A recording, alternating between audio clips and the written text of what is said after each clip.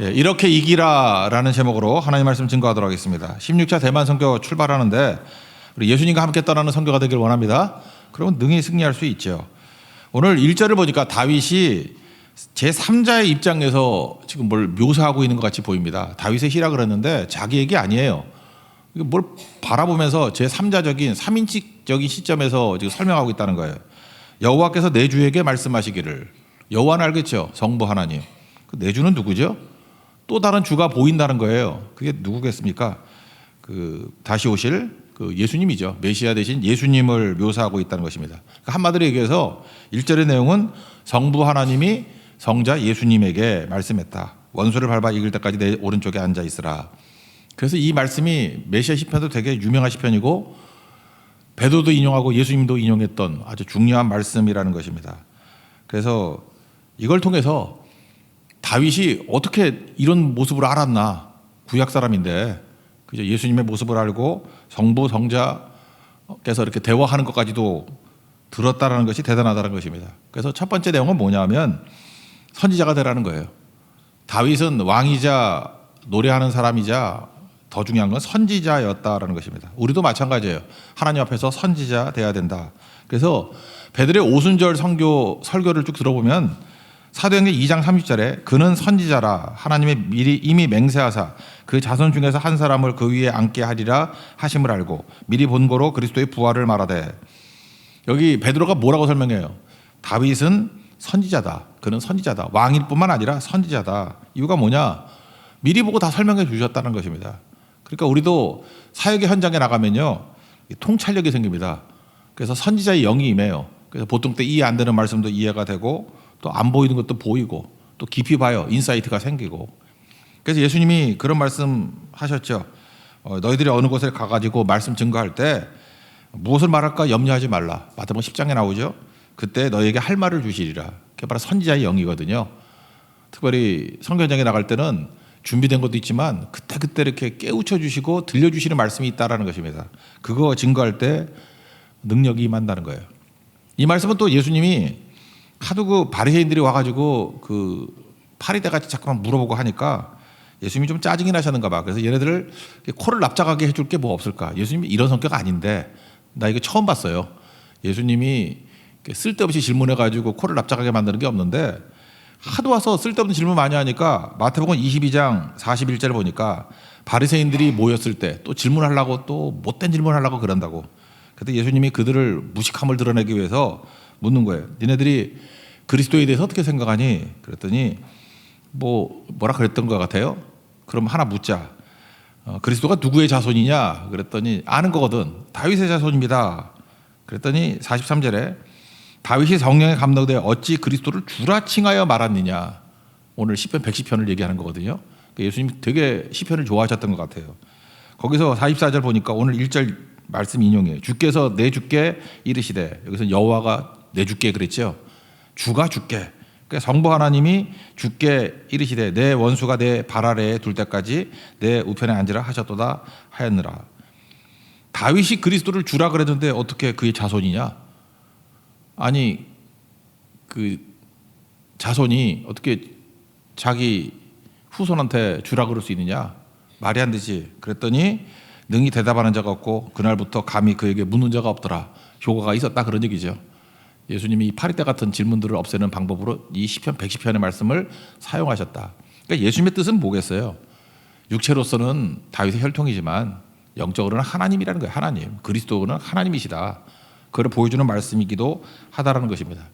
그러므로 이번 선교를 통해서 저는 그래요. 교회에서 말씀 듣고 기도하고 순종하는 것도 되게 중요하지만 삶의 현장 속에서 다윗이 일상적으로 주님을 섬기던 사람이었잖아요. 근데 그가 선지자의 영이 임했던 것과 마찬가지로 이번 선교 활동을 통해서 여러분 삶 속에서 깨우침이 있고 야 이런 게 이 말씀이 이런 뜻이었구나. 이렇게 하나님께서 나에게 풀어주시고 역사하시는구나. 이걸 깨닫는 선지자의 영이 임하는 시간 되기를 축원합니다. 그리고 현장 속에서 말씀을 증거할 때 준비했던 것뿐만 아니라 갑자기 막 떠오르는 말씀과 해석되는 말씀들이 있어서 하나님께서 놀랍게 사용해 주실 거예요. 그런 하나님의 은혜 역사가 있는 축복의 시간 되기를 축원합니다. 예, 두 번째는 붙어있는 자들라는 거예요. 그러면 전체적으로 볼 때 이 말씀은 메시아 말씀 아니에요. 근데 여기서 메시아에 관한 말씀이 우리가 예수님 믿고 붙어 있으면 예수님의 일이 꼭 우리의 일이 되는 거죠. 그렇잖아요. 내 안에 예수님이 계시고 또 나는 죽고 예수로 살아가 있는 거 아닙니까? 갈라디아 2장 20절 같이. 그래서 이 말씀을 메시아 시편이라고 얘기하지만 주님과 동행하는 우리에게 역사하는 일들이 될 수도 있다. 이렇게 생각하는 게 좋다는 것입니다. 그래서 예수님께 붙어 있으면 승리한다는 거예요. 여기 1절 보세요. 예수님이 승리자죠. 승리자에게 붙어 있으면 우리도 승리하잖아요. 그러니까 우리 모든 승리는 내가 나가 싸워서 이기는 게 아니라 예수님의 이름으로 나가서 예수님과 함께 나가서 예수님의 승리에 동참하는 것입니다. 그러니까 우리가 해야 될 일이 뭐겠어요? 예수님의 이름으로 싸워야 되고 예수님만 증거해야 되겠죠. 우리는 사라지고. 성경 가서 최악이 되는 건 뭐냐 하면 마귀가 계속 시험할 거예요. 사람에게 초점 맞추고 사람이 드러나게 만들고 그럼 무너지겠죠.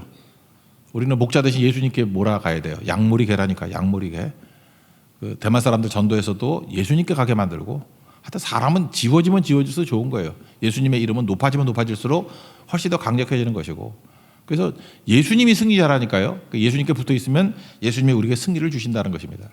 요한복음 15장에 보면은 포도나무 비유가 나오잖아요. 붙어 있으면 열매 맺는다 그러지 않습니까? 제가 맨날 그 썰렁한 얘기 하잖아요. 속담에 기는 놈 위에 뛰는 놈이 있고 뛰는 놈 위에 나는 놈이 있는데 더 무서운 놈이 어떤 놈이라고요? 붙어 다니는 놈. 나를 때 붙어 다니다가 내릴 때 탁 뛰어내리면 1등이잖아. 그죠? 우리 예수 믿는 사람들은요, 그 붙어 다니는 놈들이에요. 예수님께 철저히 붙어 있고 그럴 때 열매를 풍성히 맺는다는 것입니다. 내 열매가 아니죠. 예수님의 열매. 보세요. 우리 열매라 그러지 않잖아요. 성령의 열매라 그러지. 붙어 있으면 성령의 열매를 맺는 것입니다. 열매 풍성히 맺는 승리의 종 되기를 바랍니다. 1절 한번 읽어봅시다. 시작. 여호와께서 내 주에게 말씀하시기를 내가 내 원수들로 내 발판이 되게 하기까지 너는 내 오른쪽에 앉아 있으라 하셨도다. 예수님께 붙어 있으면 승리한다. 이건 그 팔레스타인의 승리의 모습을 묘사해 주는 거예요. 이기면은 상대방의 왕 목을 밟아 누르는 거예요. 여호수아가 그랬죠. 목을 밟고 아니면 몸을 밟든지. 그래서 발판을 만든 거예요. 옛날에 발등상이라 그러던데 발등상이 요즘에 안 쓰는 말이니까 발판으로 바뀌었네. 발판이 되게 만든다. 승리했다는 거죠. 그리고 오른쪽에 앉아 있다는 건 뭐냐 하면 앉아 있다는 것은 이미 끝났다. 승리 끝났다. 완료해 완료. 그러니까 완전히 승리했다. 그러니까 예언적 과거형이죠. 완전히 앉았다. 승리하셨다. 그러니까 예수님께 나아가면 언제나 승리할 수 있다 그런 겁니다. 우리가 답이 주어진 싸움 벌인다 그랬죠. 어저께 7번째 재앙에서 있잖아요. 우리는 답을 다 알고 뛰는 거라고. 순종만 하면 된다는 것입니다. 예수의 이름으로 나가면 승리함을 믿습니까? 다 알려져 있잖아요. 이제 하면 된다는 거예요. 그래서 사도행전이 액치잖아요. 그 액치는 이유를 아시겠죠. 답은 이미 다 주어졌다는 거예요. 주어진 답을 가지고 그대로 행동했더니 그대로 승리하더라. 그걸 보여주는 거 아니에요. 그래서 우리도 사도행전이죠. 사도행전 29장이잖아. 28장 끝나고 이제 우리의 사역들이 똑같이 이미 알고 있는 답들 순종을 통해서 진짜다라고 하는 승리를 보여주는 그런 인생이 돼야 된다는 것입니다. 그래서 다시 사도행전으로 넘어가면 1장 8절에 말씀 나오죠. 오직 성령이 너에게 임하시면 권능 받고 그 다음에 예루살렘부터 시작해서 땅끝까지 증인되라. 사실 이 말씀이 구약에 있는 모든 말씀을 이렇게 요약해 놓은 말씀이라고 생각을 합니다. 여기 2절 보니까 권능의 규. 옛날에는 그 홀이라 그러는데 왕이 이렇게 들고 있는 그 지팡이 있죠. 그걸 홀. 근데 이거 규라는 말도 안 쓰는데 규라고 번역이 돼 있네. 창세기도 규라고 돼 있죠. 그래서 여기 권능의 규. 그건 뭐예요? 지팡이에요, 지팡이. 그러니까 모세도 자기 평범한 지팡이를 들었을 때 하나님의 지팡이가 됐죠. 기름 부어 주시면. 이번에도 2절 말씀이 그대로 이루어지길 원합니다. 여러분들이 내가 가지고 있는 것들이요 평범해 보이지만 하나님이 기름 부어 주시면 그냥 목자의 지팡이가 하나님의 지팡이가 됐잖아요. 모세에게. 이번에 유모차가 하나님의 유모차가 되길 원합니다. 유모차 가는 것보다 길이 다 열리고, 그죠? 바다가 막 갈라지고, 그 다음에 유모차에 손 대는 자마다 병든 자가 낫고, 그럴 수 있잖아요, 그죠? 우리 언어, 우리 허접한 언어인데 또 여기 또 중국어 좀 하는 사람도 있잖아요. 막 기름 부어 주셔가지고 그 중국어를 가지고 막 사람들이 뜨거워지고 회개하고 죽게로 나오고. 평상시에 요리 갖고 영적으로 쓰임 받을 때가 언제 있습니까? 근데 요리하는 능력을 가지고, 그죠? 먹다가 눈물을 주르르 흘리면서 한 그릇 더 줘요 하면서 예수님 영접하고 뭐 어떤 일이 벌어질지 알아요? 그거 모르는 일이잖아요. 그러니까 우리의 모든 것들 사용하라고요. 사용할 때 하나님께서 놀랍게 일하신다 하는 것입니다. 그게 능력이죠. 그래서 여기 2절에 나오는 건 뭐냐면 권능의 귤을 우리에게 내보내 주신대요. 그러니까 우리 있는 것들에 기름 부어 주셔서 하나님이 사용해 주신다 그런 뜻입니다. 2절 읽겠습니다. 시작. 여호와께서 시온에서부터 주의 권능의 귤을 내보내시리니 주는 원수들 중에서 다스리소서. 그다음에 세 번째 내용은 제사장대라는 것입니다. 제사장이 뭐예요? 중간 역할을 하는 거죠. 그러니까 하나님께서 능력과 은혜를 주셨을 때 나를 위해서 사용하는 게 아니라는 거잖아요. 하나님을 위해서 또 잃어버린 백성들을 위해, 이웃을 위해서 사용하는 게 제사장 아닙니까? 여러분 보니까 그래요. 뭐든지 유통기간이 있는 것 같아. 내가 요즘에 절실하게 깨닫는 게 그거예요. 우리는 이렇게 축적해주면 되는 줄 알았는데 아니들 하니까 유통기한이 있어요. 유통기한이. 내가 오늘도 그 제 사무실 냉장고를 딱 열었더니 요플라가 있어. 3개가 있어. 3개가. 그래서 유통기한을 딱 보니까 대만 선교 끝나는 금요일 날 딱 끝나. 그래서 고민을 했지. 이걸 어떻게 하나. 내가 하나 먹는데 결국은 다 먹었어요. 이거 뭐냐. 썩잖아 그거. 어떡하겠어. 들고 와서 민집사 줄까 했더니 먹을 것 같지도 않고. 그냥 그래요. 그래서 어떻게 먹다 보니까 다 먹었어. 그래서 지금 배불러. 예, 그렇거든요. 유통기한이 있다고. 아무리 좋은 걸 할지라도 딱 끝나는 날이 있잖아요. 그러니까 그 전에 빨리 나눠주든지 같이 먹든지 해야 될 거 아니에요. 그게 되게 중요한 거겠죠. 인간관계도 유통기한이 있더라고. 난 그걸 몰랐어. 어떤 사람 만나면 그냥 평생 같이 할 줄 알고 죽을 때 같이 할 줄 알고. 일단 항상 계실 줄 알았더니 부모님 옆에 안 계시잖아요. 아버님 가시잖아요. 그 유통기한이 있다는 거 머릿속으로 알았는데 몸으로 못 느껴거든. 유통기한이 있어요. 그리고 제 친구들도 유통기한이 있더라고. 되게 친한 친구죠. 굉장히 절친한 친구인데 지금 미시간에서 목회하거든. 못 만나 거의 못 만나요. 뭐 그때 큰아들 뭐 장가 간다 그래서 잠깐 한국 왔을 때 스쳐가듯이 만났던 것밖에 없어요. 나하고 굉장히 친한 친구거든요. 그런데 통화를 할 수 있지만 이렇게 만나는 게 유통기한이에요. 이제 같이 동역을 못 하겠어. 뭐 보니까 하나님이 특별한 은혜 아니면 못 하겠더라고. 그런 거죠. 그러니까 인간관계도 유통기한이 있고 돈 말할 것도 없죠. 돈은 유통기한이 있어요. 항상 돈이 내게 있는 게 아니에요. 있을 때 쓰는 거예요. 쌓아둔다고 돈이 되는 거 아니에요. 여러분 돈 없어지는 거 알죠? 이유가 뭐냐? 여러분 지금도 2002년도에 1억하고 지금 1억하고 똑같아요? 다르죠? 아니 간단한 거 뭐냐면 우리 동네에 그때 45평 아파트가 그때 2억 1천만 원이었어. 근데 지금 보니까 뭐 18억인가 한다 그러대. 그러니까 돈 갖고 있으면 그냥 없어지는 거죠. 가치가. 그 부자가 3대 못 간다는 이유가 그래요. 이게 머리가 안 좋고 이게 관리 못하면 다 날아가는 거라고. 그러니까 머리 좋아도 날아가요. 그거 뭐 하나님의 은혜지. 그러니까 뭐예요? 있을 때 축적하려고 그러지 말고 사용할 때 이건 현찰은 쓰레기거든. 써야 가치가 나오는 거라고. 써야 빨리빨리 영적 가치를 바꾸고 관계의 가치를 바꾸고 다 유통기한이 있다니까요. 제사장이 할 일이 뭔지 알아요? 유통기한이 있어요. 아무 때나 제사장이잖아요. 제사장은 이렇게 순번이 있어. 돌아가면서 자기 맡겨줬을 때 그 역할을 해야 돼. 아니면 또 돌아야 돼. 24팀이 있거든. 24바퀴로 돌아요. 우리도 마찬가지라고요. 하나님께서 기회 주셨을 때 놓치지 말고 하라고요. 이번 선교 갈 때 여기에서 많이 느끼죠. 시험이 되게 많죠. 코로나 이후에 이제 갔다 보니까 제가 옛날에 성도도 잘 몰라서 그랬나? 요즘에 이렇게 소식을 들으니까 회사 직원 문제 일으키는 사람, 뭐 아픈 사람, 거래처에서 뭐 이렇게 괴롭히는 사람, 핍박하는 사람, 또 갑자기 뭐 문제가 터진 거, 뭐 이것저것 되게 많다고. 근데 우리 성도들 되게 성숙하더라고. 이거 시험이라는 거 알아요. 이게 안개 같은 거라고. 이제 갔다 오면 다 풀린다. 그래서 티켓 끊고 그냥 뭐 쭉 가다 보니까 여기에서 풀리기 시작하더라고요. 그게 바로 뭐예요? 유통기한이 있다니까요. 마귀가 요것만 넘기면 저거 썩어버릴 수 있어. 그래서 집중 공격을 하는 거라고. 그 이기는 방법은 그거예요. 그냥 믿고 그냥 나가버리면 다 없어져 버린다고. 그게 중요한 거겠죠. 4절 보니까 예수님이 멜기세덱 반차를 따른 제사장이다 이렇게 말씀을 합니다. 우리도 제사장이라는 거죠. 그래서 시내산 언약에서도 하나님께서 그러잖아요. 민족 중에서 너희가 내 소유가 된다고. 그리고 너희가 제사장 나라가 될 것이고 거룩한 백성이 될 것이다. 그러니까 우리를 부르신 목적이 뭐야? 이스라엘 부르신 목적이 제사장 나라가 되는 거. 근데 이들은 사명이 잊어버렸죠. 그래서 베드로전서 2장 9절에서 또 한 번 얘기하잖아요. 너희는 택하신 족속이요. 왕 같은 제사장들의 거룩한 나라라고. 지금 19절, 출애굽기 19장에 나온 말씀을 갖다가 재해석해 주잖아요. 제사장 역할을 감당할 때 능력과 은혜를 부어주신다. 그래서 하나님께 주신 모든 것들은 제사장으로 써야 돼. 제사장이 사도행전에서는 증인이에요. 증인. 증인 되는 역할을 감당할 때 그게 가슴 뛰는 일이죠. 뜨거운 일이라고. 그때 놀라운 능력과 은혜가 임하게 된다는 것입니다. 제가 보니까 그래요. 성령이 임하게 되면 차이점이 뭐냐? 세상 사람들은요, 인생을 어떻게 사느냐면 숙제 푸는 식으로 살더라고.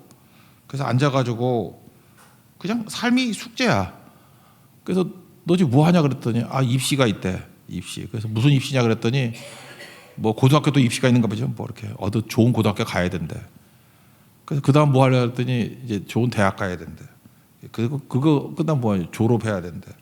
졸업은 그냥 하는 거 아닌가? 그다음에 결혼해야 된대. 그다음에 아이를 낳아야 된대.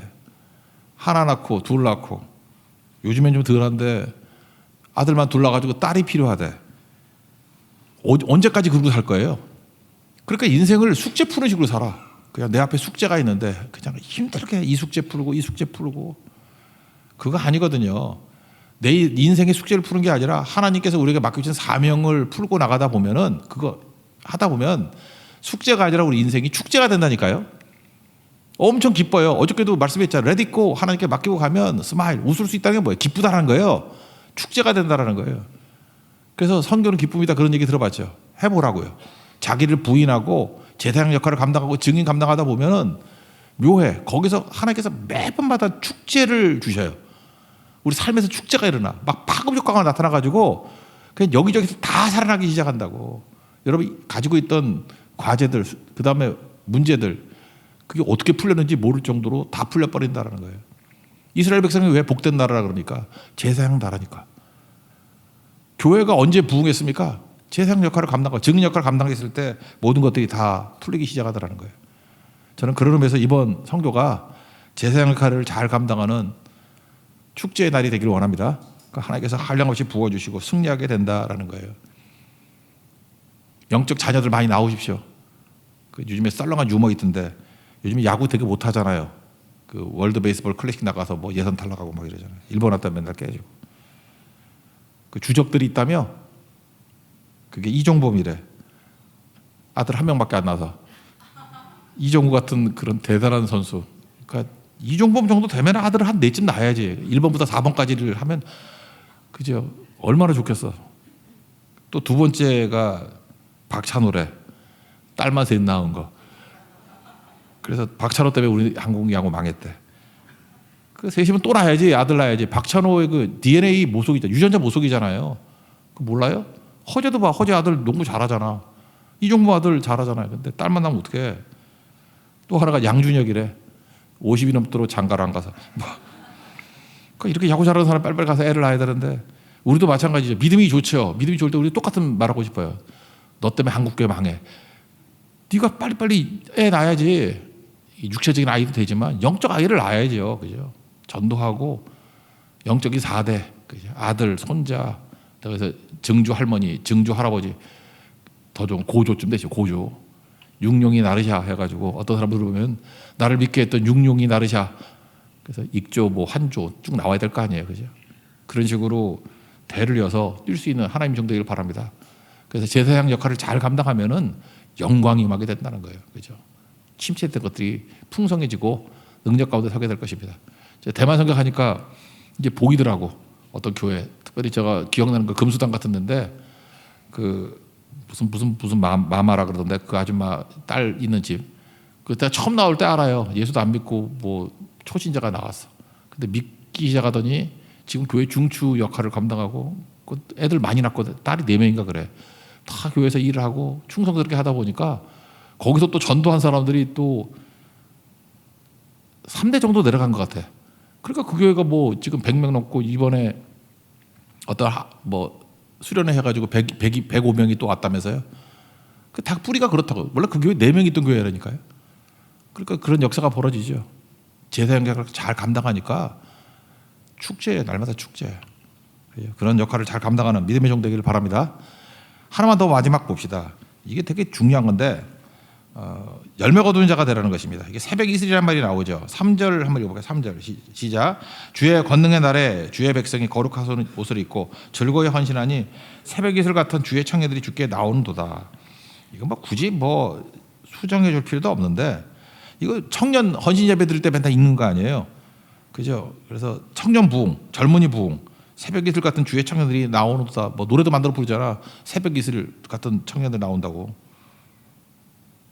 근데 이거 제가 정확히 좀 해석을 해드릴게요. 이게 사실 시편 110편에서 제일 논쟁적인 구절이거든.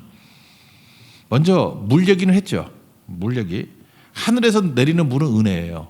땅에서 나오는 물은 다 마귀야. 그래서 마귀의 본산이 어디냐면 바다예요. 바다에서 뭐가 나오는 건 다 나쁜 것들이고, 그 미친놈의 돼지가 빠져주는 것도 바다에 빠져주고, 바다의 왕이 리워야던, 영어로 리바이어던, 그죠? 이렇게 용이 나오고 괴물이 나오고, 그러니까 바다는 그 어둠의 세력들이 지배하는 곳이에요. 그래서 하박국서 2장 14절 또 이사야서 같은데, 물이 바다 덮음같이 여호와의 영광을 인정하는 것이 세상에 가득하다. 물이 바다 덮다. 물도 물이고 바다도 물인데 뭔 소리냐 그러는데, 여기서 말하는 물은 하늘의 물이에요. 하늘의 물은 두 가지죠. 비나 이슬. 이게 은혜의 상징이에요. 그래서 비 준비하시니 그럴 때 은혜를 부어주신다. 은혜의 단비. 그리고 이슬. 헐몬산에서 나오는 이슬도 은혜의 이슬이에요. 엄청나게 양이 임하는 거죠.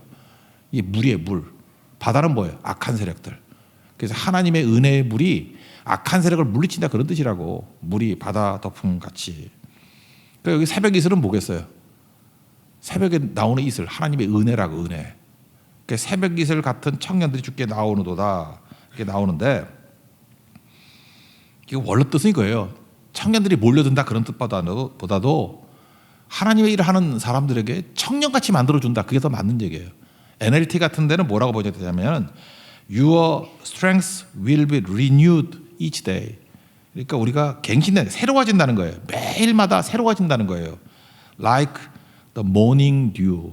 새벽 이슬 같이 날마다 새로워진다는 거예요.